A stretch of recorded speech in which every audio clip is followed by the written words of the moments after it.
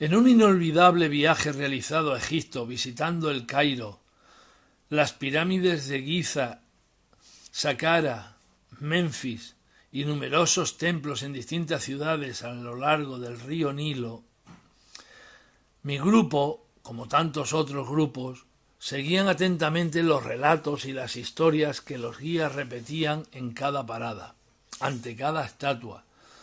Los mismos relatos que ya conocía por los libros de historia cuando era estudiante. Por eso, yo prefería alejarme un poco de dichos relatos y buscar por mi cuenta las pruebas de lo extraordinario, intentando corroborar por mí mismo los descubrimientos que investigadores independientes habían presentado en sus trabajos. Deseaba verificar estas versiones, comprobar con hechos sus afirmaciones, pues la versión oficial, a mi entender, presenta numerosísimas lagunas.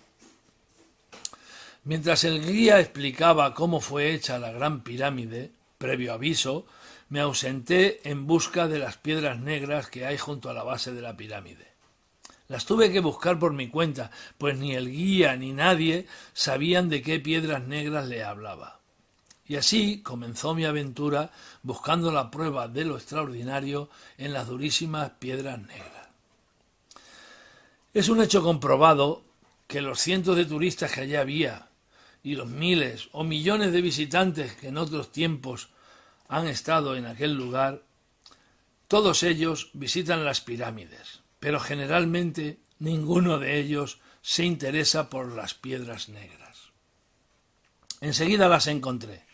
Estaban junto a un foso donde se encontró la llamada barca solar, al pie de la Gran Pirámide. Pero no encontraba ninguna piedra negra con los signos de mecanización como las que conocía por las fotografías y vídeos. Unas piedras grandes, rectangulares, donde la gente se sentaba a merendar o a descansar. Piedras en las que había unos cortes de sierra muy a la vista. Como no las encontraba, acabé tirándome por los suelos, rebuscando por entre aquellas piedras negras hasta que logré encontrar solamente una de ellas que presentaba un corte mecánico como las que yo buscaba. Este tipo de corte también pude verlo posteriormente en la fachada de un templo a la orilla del río Nilo. Esta piedra irregular en nada se parecía a las que yo buscaba, pues al parecer las que yo buscaba ya no estaban allí, por lo que supuse que debían haber sido retiradas. Y es que esta piedra, que aún quedaba, no se ve el corte al ir caminando, pues solo se ve a nivel del suelo, y así se hace visible. Aunque no fue lo esperado, pues no encontré las otras piedras mucho más grandes y con más cortes, sí que pude confirmar que había una durísima piedra aserrada perfectamente. Para mí esta era la primera prueba que confirmaba una de mis pesquisas. Volví junto a mis acompañantes y el guía, e insistiendo pude llevarlos a ver esas piedras negras y la que mostraba el corte. Pero el corte fue el que yo me llevé al oír la explicación del guía. Este enseguida nos explicó que igual que había cemento moderno uniendo algunas de las piedras, ese corte lo habría hecho alguien recientemente, sin querer escuchar que ya se conocían esas piedras negras que estaban allí desde siempre cuando las descubrieron otros investigadores, y que debían haber sido retiradas, quedando solo esta por su condición de no ser el corte visible desde el paseo, lo que me hace suponer que pronto esta también será retirada. No mostraron ningún interés en mi alegato y aceptaron las explicaciones del guía, aunque no tenía sentido el que hubiesen hecho un corte en esa piedra irregular para dejarla allí sin más. Todo quedó reducido a una simpleza y la importancia que para mí tenía el hallazgo fue destruida completamente.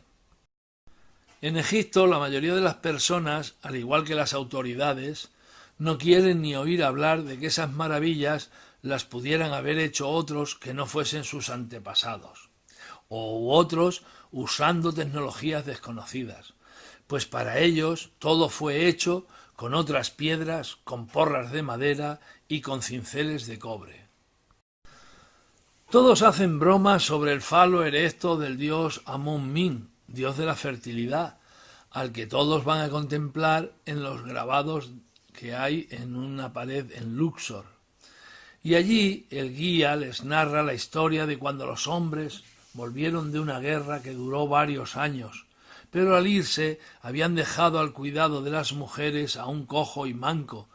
Pero cuando regresaron, el pueblo estaba lleno de niños y niñas pequeños correteando por las calles.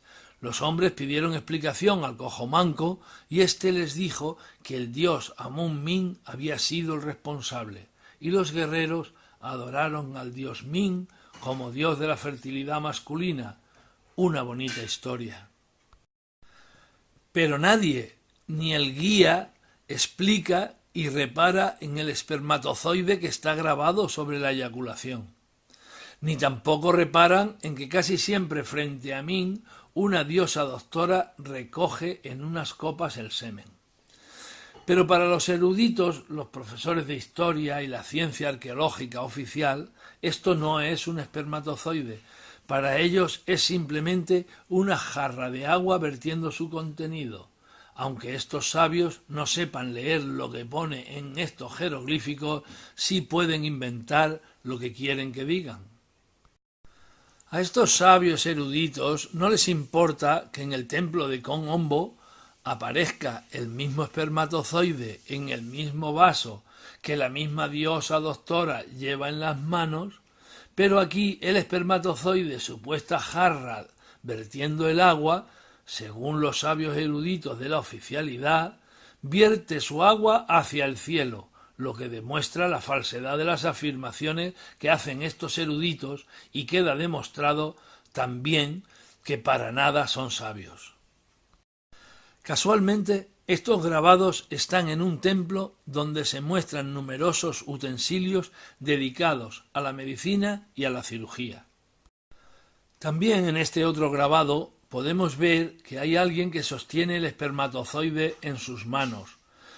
Poco más abajo está el símbolo de la vida, lo que también descarta el tema de la vasija derramando agua, pues nadie sujeta una vasija por el agua que sale de ella. Ninguno de los turistas compañeros de viaje vieron o fueron informados de estas circunstancias, aunque todos visitaron y estuvieron delante de estos grabados, y todos se ríen durante el viaje de las gracias que hacen sobre el falo erecto de Min y la historia del cojo manco. A todos nos muestran los guías el grabado de una mujer pariendo un faraoncito y amamantándolo, pero nadie repara en lo que hay entre medias, lo que yo llamo un abeabejoris, porque esta quimera es un animal con alas de pájaro, cuerpo de abeja y patas y cabezas de orix. Me quedé perplejo al ver esta quimera. Cuando en los grabados aparece una persona con cabeza de león, se dice que es la diosa Sekhmet. Una persona con cabeza de halcón nos dicen que es el dios Horus. Si la cabeza es de Ibi, se trata del dios Thoth. Si de chacal, del dios Anubis.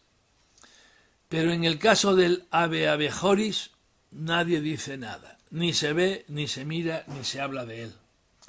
Posteriormente, he podido comprobar que esta quimera aparece muy frecuentemente en los jeroglíficos.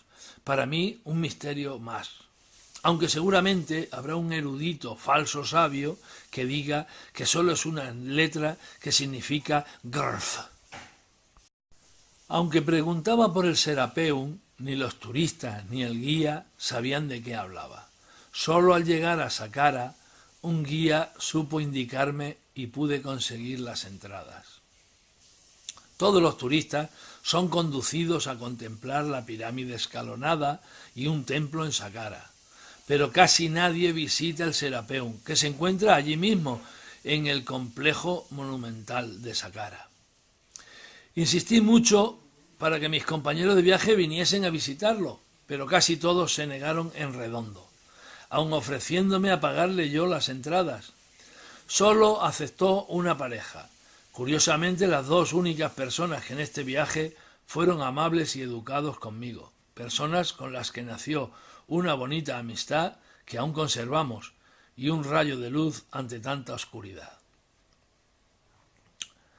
El Serapeu es un conjunto de túneles bajo 12 metros de roca, túneles excavados en la roca, el mayor de ellos con 68 metros de profundidad, unos 5 metros de alto y unos 3,5 metros de ancho. Tienen estos túneles a izquierda y derecha unas celdas excavadas también en la roca, cuyo suelo de estas celdas están por debajo del nivel del suelo del túnel, en más de 1,5 metros. Para entrar hay que bajar agachados por una rampa muy estrecha hasta llegar al interior de los túneles, con sus celdas laterales.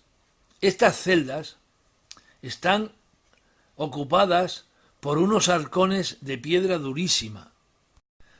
Estos arcones o cajas de piedra monumentales de varios metros de largo, varios metros de alto y también de ancho, apenas caben por los túneles, con pesos que pueden variar de 60 a 100 toneladas. Aunque oficialmente enseñan que allí se rendía culto y se enterraban los bueyes sagrados, los bueyes Api, jamás se encontró ninguno. Una de estas impresionantes cajas de piedra se encontró cerrada, pues las demás tienen la tapadera un poco corrida encima de la caja. Esta que estaba cerrada fue dinamitada para abrirla, pues era imposible abrirla de otro modo. Y el polvo de la explosión entró hacia dentro de la caja, lo que quería decir que la caja estaba cerrada y en su interior no había aire, estaba al vacío. Pero al mirar dentro no vieron nada en su interior, solo el polvo que había aspirado de la explosión y los restos de la explosión. Estas megalíticas cajas de piedra ya son un misterio en sí, pero todo el conjunto ya es algo imposible. ¿Cómo llegaron allí estas moles de piedra? ¿Por dónde las metieron? ¿Cómo las empujaron por los túneles? ¿Y cómo las colocaron en sus celdas? ¿Para qué las hicieron? El rollo patatero de las cuerdas y cientos de esclavos tirando aquí es totalmente imposible. No hay espacio ni para eso, ni siquiera hay espacio para máquinas.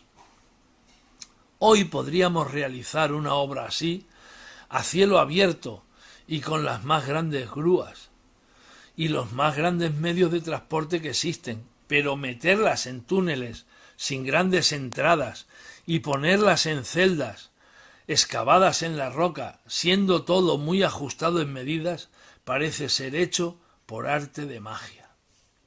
Y aún dudo que estas cajas puedan ser construidas en la actualidad con la precisión y con las medidas y la exactitud de cálculos que éstas tienen, pues según dicen, el hueco de las cajas corresponde al volumen de la caja misma.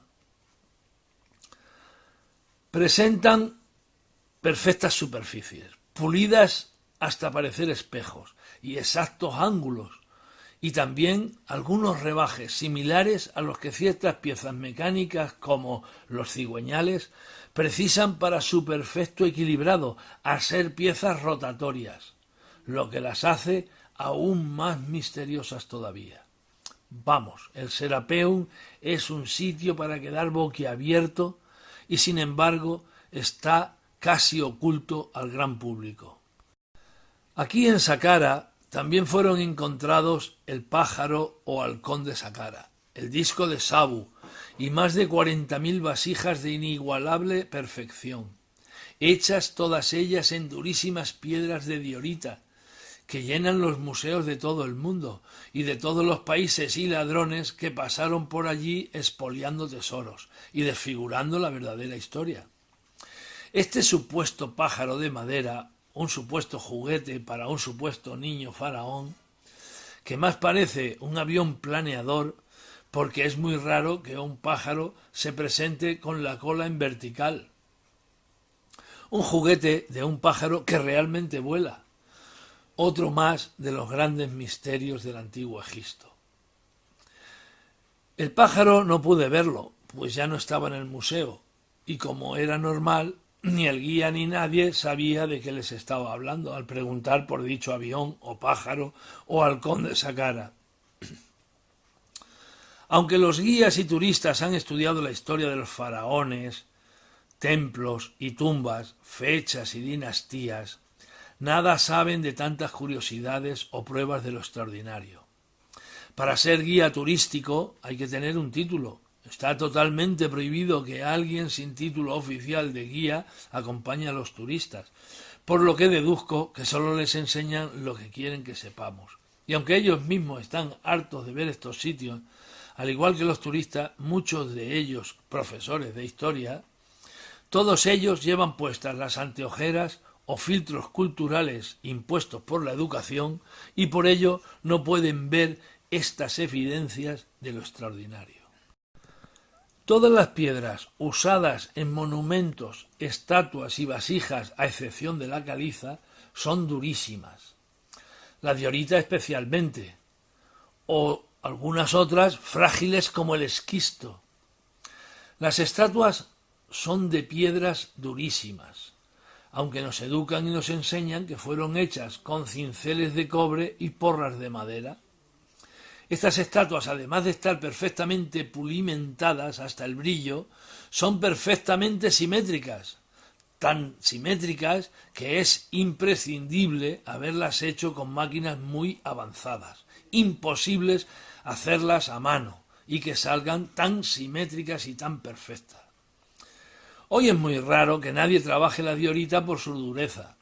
Curiosamente, solo en el más antiguo Egipto se hacían estos trabajos tan perfectos y abundantes, siendo la calidad de las pirámides y de todas las demás obras de arte cada vez más burdas y menos refinadas cuanto más modernas, otro hecho contrario a la lógica. En el Museo del Cairo se pueden ver estas prodigiosas esculturas y estas prodigiosas vasijas a montones. Las vasijas de diorita, algunas de ellas con una apertura en su cuello de tan solo un par de centímetros, están perfectamente vaciadas por dentro según su forma y conservando una pared con un ancho regular. Es muy dudoso que hoy puedan hacerse tan perfectas. Y el disco de Sabu, realizado en esquisto, piedra de gran fragilidad. Este disco tiene más de medio metro de diámetro y nos quieren hacer creer que es la base de un florero. Hoy en día sería necesaria una maquinaria muy sofisticada para conseguir hacerlo con semejante perfección. Fue impresionante ver. En este viaje también visité la cantera de Asuán, un lugar muy sencillo, el menos espectacular, pues es muy pequeña esta cantera, aunque nos dicen que de allí salió todo el granito rojo o rosado para los templos y pirámides. Pero es tan pequeña esta cantera que es muy dudoso que tal afirmación sea cierta. Esta es una piedra muy dura. Popularmente se suele decir, eres más duro que el granito. En esta cantera hay muchísimas preguntas sin respuestas, aunque los libros y en las escuelas y las universidades dicen saberlas todas. Ellos y hasta los guías dicen que todo este granito se sacaba con estas piedras redondas, estas piedras negras de diorita, y que las sujetaban entre las manos y golpeaban con ellas el granito hasta así poco a poco cortar los bloques. Pura fantasía sin ningún fundamento. En la cantera podemos ver dónde han sido cortadas las piedras, que existen unas marcas imposibles de hacer con estas piedras de diorita y con estos métodos que tanto dan por ciertos.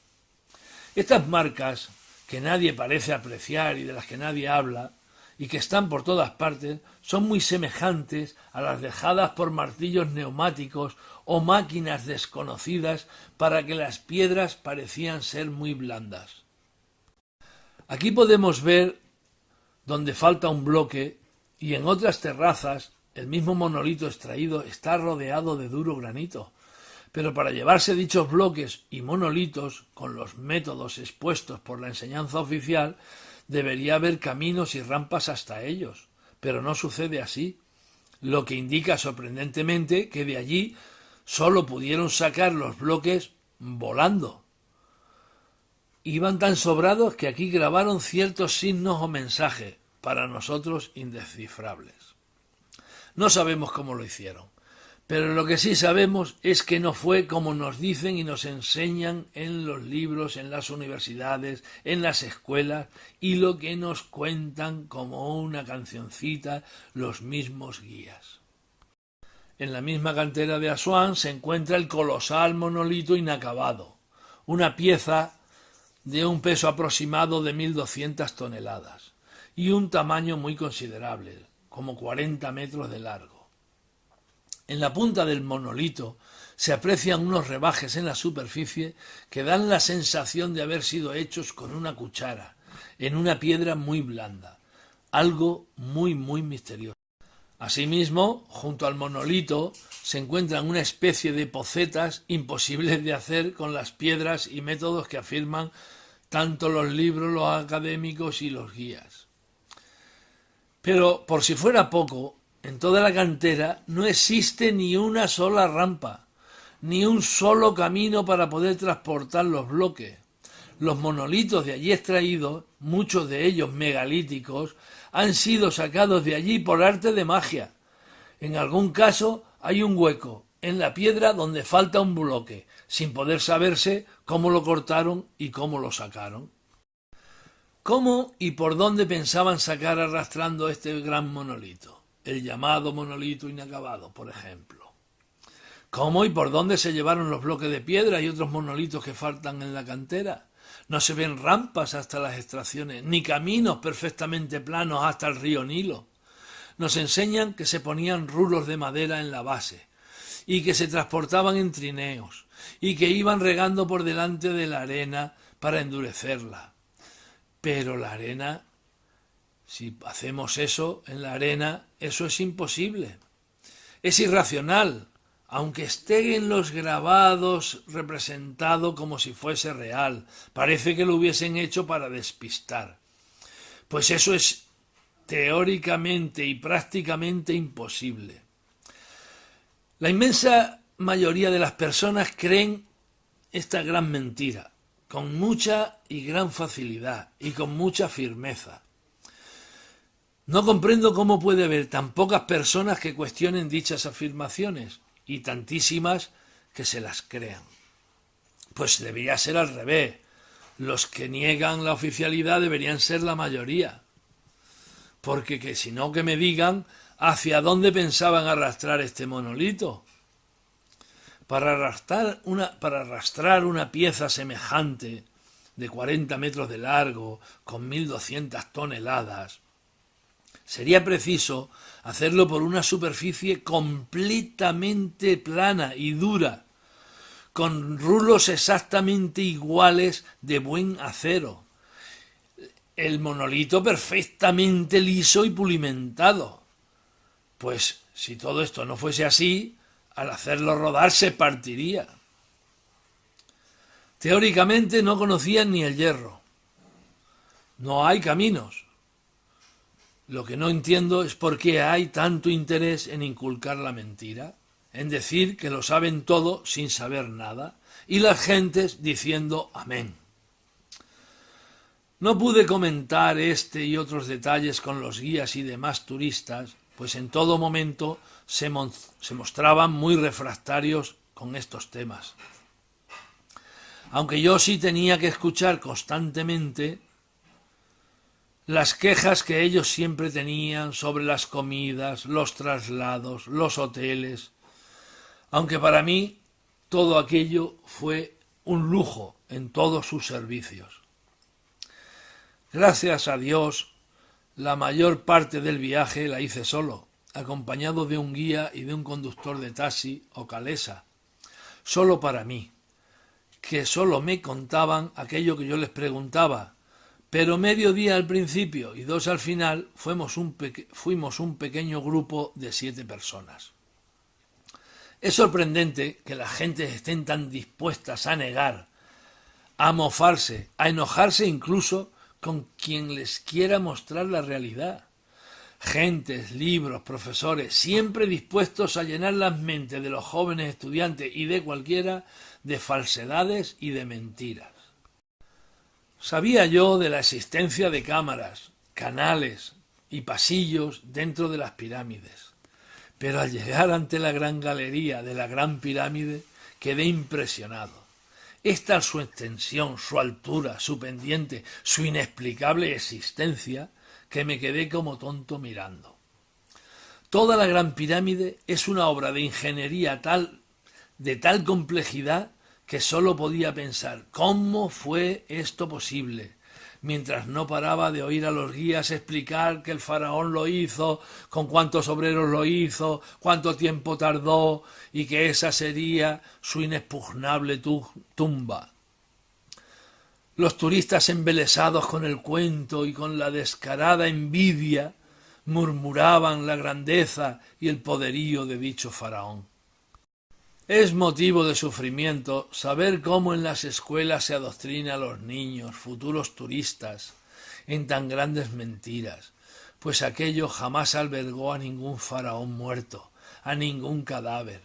Aquello se ve claramente que no es una tumba, como lo son sin duda las encontradas en el Valle de los Reyes, también interesantes y laboriosas, pero nada tienen que ver con las pirámides. Duele el cerebro al ver cómo la gente trata de sabios a quienes cuentan y enseñan tan falsas historias, en sus libros, en las aulas, en los medios. A la vez que menosprecian a quienes les enseñan que la Gran Pirámide tiene 8 caras en vez de 4, 8 caras que aparecen solo unos segundos durante los equinoccios de marzo y septiembre.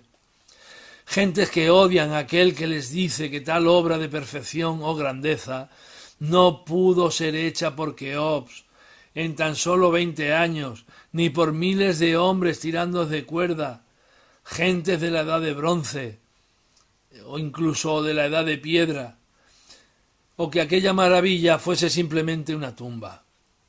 Duele mucho comprobar cómo los humanos desprecian al gran misterio, y cómo, tan fácilmente, creen y abrazan la mentira. Es penoso ver cómo sus mentes se abren tan fácilmente a tan fantásticas historias desmentidas claramente por los increíbles logros que tienen ante sus ojos, negando con su credulidad la propia realidad.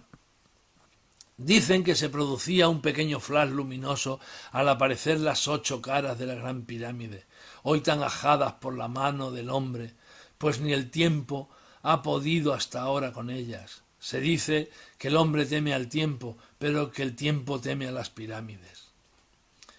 Una forma poética de hacer ver ante qué clase de obra nos encontramos. Pero como decía, las personas han destrozado las pirámides.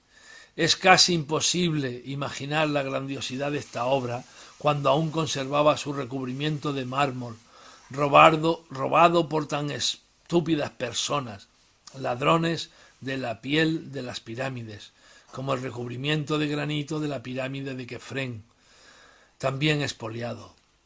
La gran galería de la Gran Pirámide lleva directamente, sin obstáculos, a la sala del supuesto sarcófago del faraón, hecho que deja a la luz la gran mentira de que aquello es una tumba donde se pretendía ocultar un faraón. Pues hay que ser muy idiota para querer ocultar un sarcófago en una sala a la que se llega por una gran galería y por otros corredores que llegan a otras salas, también supuestas tumbas. Y los que hicieron aquello eran cualquier cosa menos idiotas, pues los saqueadores, con solo rascar un poquito la superficie, ya estaban camino de las distintas salas, supuestas tumbas. Allí nadie encontró nunca nada, solo una caja enorme de piedra que, cómo no, rápidamente dinamitaron para abrirla, encontrándola por supuesto vacía. Nunca nadie encontró un tesoro en las pirámides, pero sí destruyeron un tesoro, las pirámides mismas. Así es la condición humana, crédula, destructora, guerrera, amante de las mentiras, y sálvese quien pueda.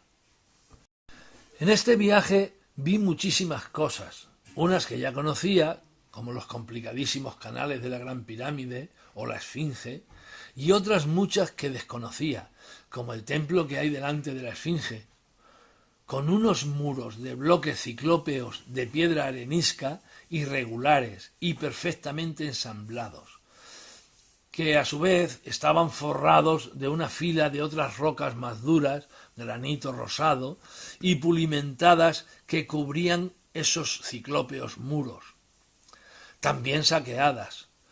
Puede ver que los muros de arenisca estaban erosionados por el tiempo y las lluvias que debió haber hace más de 12.000 años. La Esfinge, cargada de misterio y secretos, pues se dice que está hueca o que tiene galerías bajo ella, algo que está por demostrar, ya que la oficialidad no permite investigaciones que nos hagan pensar en otra historia que no sea la que ellos nos cuentan.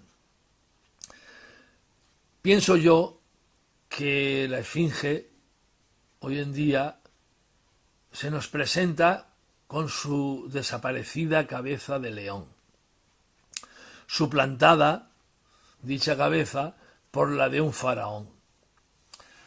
Cabeza que, aunque está destrozada por los cañones de Napoleón, es otra evidencia de que la Esfinge es mucho más anterior en el tiempo a lo que nos enseñan.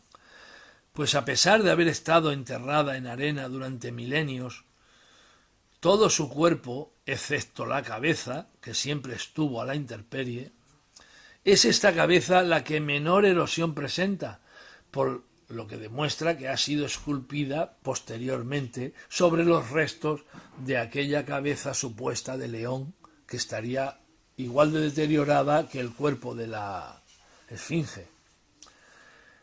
En el propio foso donde se encuentra la Esfinge quedan las muestras, y en la propia Esfinge, de las erosiones causadas por las lluvias torrenciales que debió haber en Giza hace más de 12.000 años.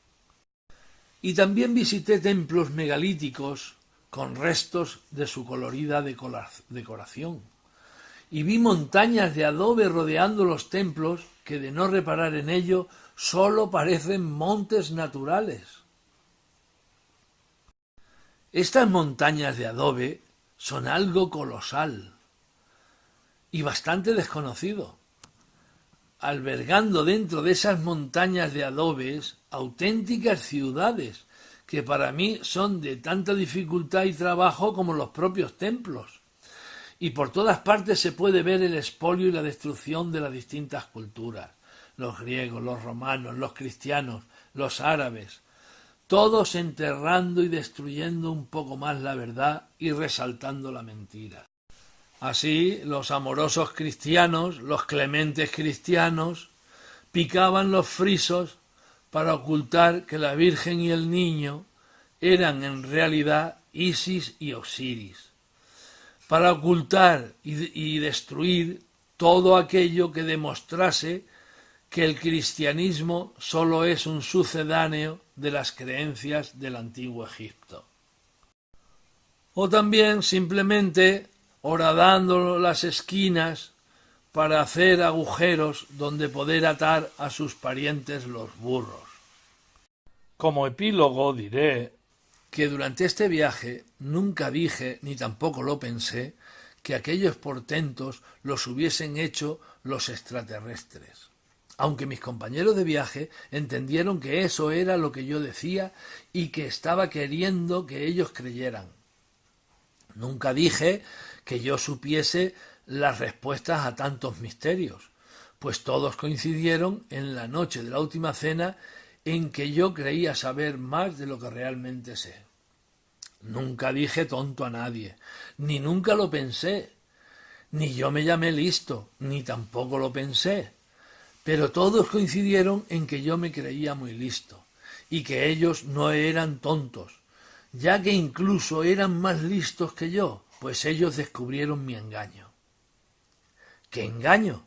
Yo solo miré y estudié y vi las pruebas, hice algunas muy pocas preguntas, intentando desenmascarar algunas falsedades y mentiras. Pero ¿qué clase de seres son estas personas que se ofenden cuando les muestran pruebas del engaño, acusándome de ser yo el engaño mismo? Igual que mucha gente piensa que las pirámides son y se hicieron, como les dicen en las escuelas, ignorando los numerosísimos misterios de aquellas construcciones en Egipto, sucede que con casi todas las creencias de las masas, ya sean estas culturales, religiosas o científicas, y se forman verdaderas legiones de personas fanáticas e ignorantes, que se retroalimentan y fortalecen aún más en grupo. Y ahora sí que estoy escribiendo y pensando realmente que hay masas de gentes construyendo una plaga de ignorantes, creyentes en cuentos infantiles, creyentes en tétricas historias, falsas revelaciones, falsos maestros, creyentes en dioses muertos, dioses guerreros, auténticos demonios, creyentes en absurdos dogmas, patéticos rituales, por los que están dispuestos a morir y a matar. Humanos que cuando no creen en falsas religiones estatales, creen en falsos gurús vendevelas, falsos maestros vendelibros, simples charlatanes vendecuchillas, imposibles de comprender por la complejidad de su lenguaje, lo que fascina a los ignorantes que los escuchan, o creyentes en la nada y en los falsos logros de la ciencia convertida en religión, en falsas teorías supuestamente científicas, humanos creyentes siempre en muchas mentiras, pero que siempre están alerta contra quien buenamente les intenta mostrar algo más cercano a la verdad. Por todo esto y con este viaje han aumentado las ganas que ya tenía de abandonar este mundo. Espero que mi Dios, el gran misterio, me ayude y me perdone para poder ir en una vida futura a un mundo mejor. Y para finalizar, a modo de anexo, como creo que es muy bueno poner al mal tiempo buena cara, he rescatado un monólogo que fui creando en el transcurso de mi visita al Museo del Cairo, donde iba grabando audios de todas mis ocurrencias en cada momento. A la salida del museo pensé que sería bueno que hiciese un poco el idiota para el grupo, como cuando era joven, montando un show en la sobremesa y haciendo un poco el ridículo al contar los chistes malos que había grabado en el museo. Pues horas antes, cuando íbamos de camino hacia el museo, el conductor de la furgoneta, sorprendido por mi aspecto, preguntó que a qué se debía, y le hicimos la broma de decirle que yo era un humorista de televisión española. Allí llamaba bastante la atención mis pintas. De hecho, varios jóvenes me pidieron hacerse fotografías conmigo y un grupo de chicas muy jóvenes que no paraban de hacer risitas también se fotografiaron conmigo, y eso allí es casi un delito. Tal como lo pensé, se lo dije a ellos, quedando de acuerdo en que les haría mi pésimo monólogo después de la comida.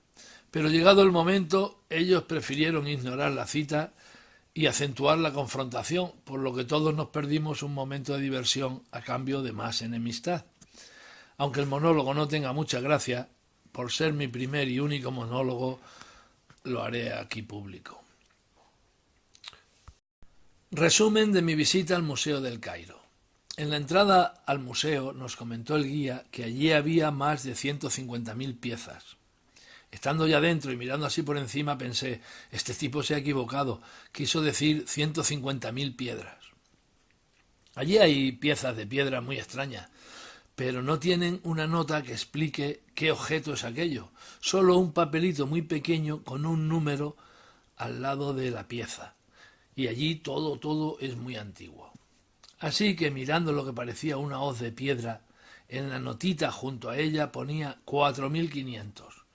Y pensé, claro, una hoz de piedra de 4.500 años de antigüedad. Después pasé a mirar una estatua y ésta tenía 12.427 años de antigüedad. Me parecieron muchos, pero bueno, ante una momia más adelante vi que ésta tenía 148.930 años de antigüedad, lo cual ya me sorprendió mucho y le comenté a un guía. Y el guía me dijo que no, que esa cifra no era los años de antigüedad, que era solo el número de la pieza de catálogo. Tenía yo muchas ganas de ver el pájaro de Saqqara, un juguete de madera encontrado en Saqqara, con la forma de un avión, al que también llaman el halcón de Saqqara. Por lo que le pregunté al guía, ¿dónde podemos ver el avión? Y me contestó que luego lo veríamos en el aeropuerto. No, le dije, yo digo el avión de aquí. Debió entender el avión, porque me contestó que todavía no había llegado a su puesto el senegalés. Bueno, vale, pues dime dónde está el disco de Sabu. Y me contestó, no Sabu.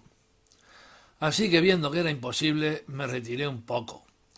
Estuve al lado de unas momias que estaban dentro de una urna de cristal, y allí me paré y encendí un cigarro. De pronto apareció un vigilante que me dijo que allí no se podía fumar, que el humo perjudicaba a las momias. Digo, ¿pero cómo? Si ya están muertas. Así que apagué el cigarro y le pregunté por la sala del rey Tutankamón. Y entendí que decía, no es rey. Y le dije, bueno, pues faraón, ¿qué más da? Y él insistía, no es rey. Comencé a discutir con él hasta que un español me dijo, el vigilante no te está diciendo no es rey, sino next rey, la próxima a la derecha. Digo, bueno, pues vale. Y es que esto de no saber idiomas es un problema. Y allí solo se habla árabe o inglés. Así que después vi a uno con pinta de inglés pintando en un cuaderno lo que parecían ser pinceles que había dentro de una vitrina. Y pensé, claro, este pintor está interesado en estos pinceles. Y le dije señalando a los supuestos pinceles, «This instrument is for paint». Y uno que estaba con él me dijo que el pintor no me entendería si no le hablaba en inglés. Luego me enteré que de lo que pintaba el guiri no eran pinceles, sino eran puntas de flechas. Y es que cuando estás en un país que no se habla tu idioma, al final acabas por no entender ni el tuyo.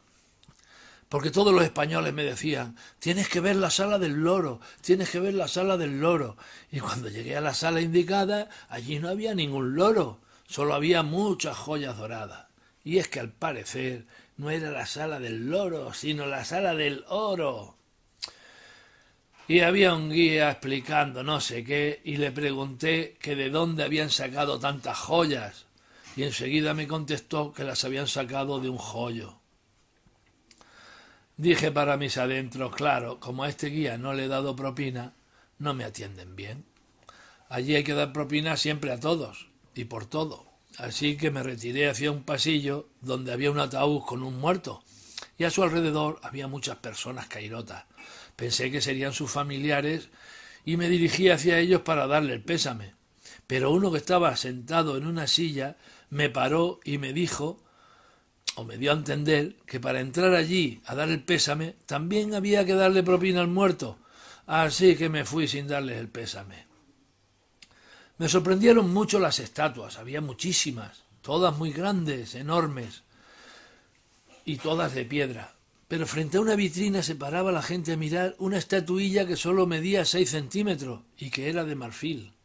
Decían que ese era Keops, el que había hecho la Gran Pirámide. Y yo les pregunté que por qué decían que había sido él el que había hecho la Gran Pirámide. Y me contaron que en el antiguo Egipto unos mandamases, al ver la Gran Pirámide, se enfadaron mucho y preguntaron que quién había gastado tanto dinero y esfuerzo en hacer aquello. Y todos los presentes asustados señalaron al más chiquito. Yo no me creí esa historia y me fui a otra parte. Así que, andando más que un turista, por fin encontré el famoso disco de Sabu. Estaba allí en su vitrina magnífica pieza de piedra de esquisto que me impresionó sobremanera, pues era mucho más grande de lo que había creído al verla en las fotografías. También aprendí que al ser tan frágil la encontraron hecha a pedazos, pero allí estaba bien pegadita y bien bonita. Puedo asegurar que ver el disco de Sabu me dejó muy buen sabor de boca. Pensando en la suerte que había tenido al poder encontrar el disco, iba a entrar en una sala llena de momias, y como allí había un grupo de televisión haciendo una entrevista, tuve que rodearlos para poder entrar a mirar las momias. Pero al salir iba pensando en lo feos que eran aquellos antiguos egipcios y me crucé sin darme cuenta por delante de las cámaras. Intenté pedir perdón, pero me dijeron que no tenía importancia, que una momia más en el reportaje no se notaría mucho. Luego se me acercaron unos jóvenes cairotas con el móvil en la mano. Y yo entendí que querían que les hiciese una foto a todos juntos, y les dije que sí, pero ellos inmediatamente se pusieron a mi lado y uno de ellos nos hizo unas fotos. Y se fueron tan contentos, pues ya tenían su foto junto a una antigüedad viva. Y ya iba yo arrastrando un pie de dar tantas vueltas por el museo buscando el avión, y tuve que desistir de encontrarlo, así que decidí dar por finalizada mi visita al museo. Pero justo cuando bajaba por las escaleras de salida vi que entraba el senegalés. La verdad es que merece la pena visitar el Cairo, porque en realidad sale muy barato. Salud y saludos.